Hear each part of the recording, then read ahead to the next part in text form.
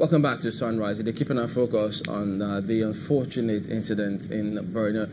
I've got retired Colonel Tony Nyam here with us. He's on my immediate right. Thank you for coming on this morning. Thank you. And then on my far right is retired Colonel Yomi Dare, former Director, Army Legal Services. Thank you for coming on as well. Thank you very much for having me.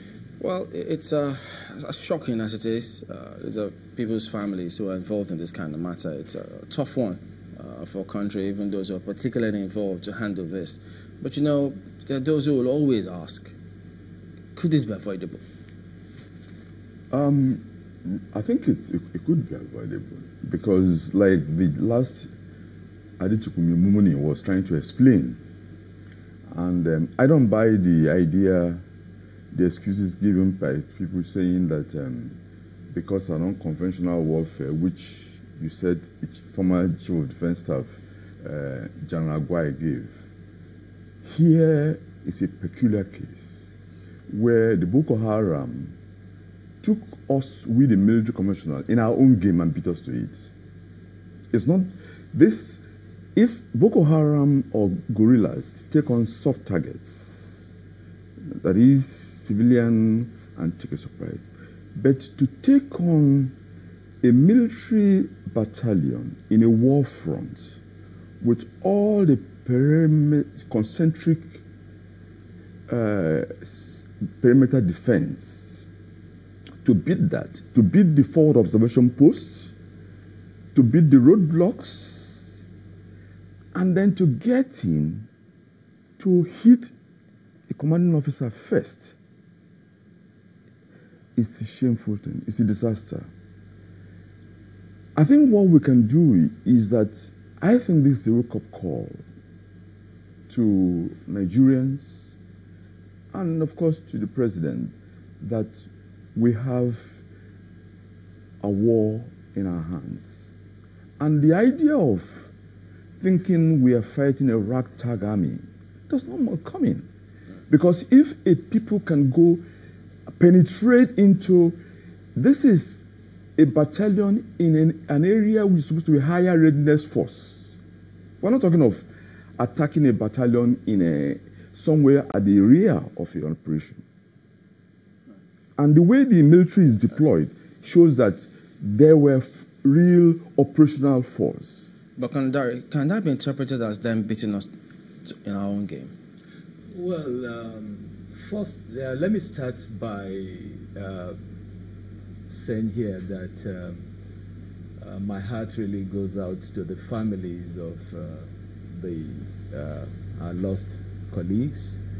It's for me, Sunday the 18th of November remains a very dark, one of the darkest days in history, and I want to believe that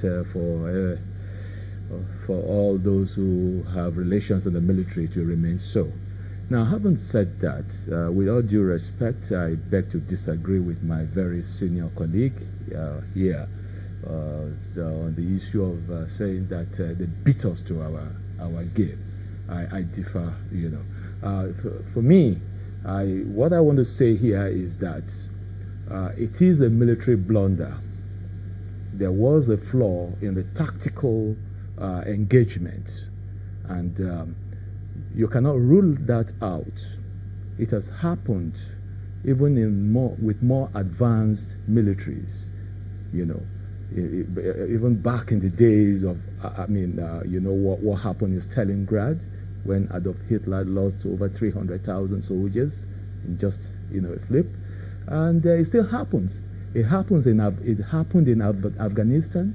It happened in Iran, and even with our Nigerian Air Force. You recall when, you know, there was a mix-up and they mistakenly dropped, you know, some bombs over own friendly forces.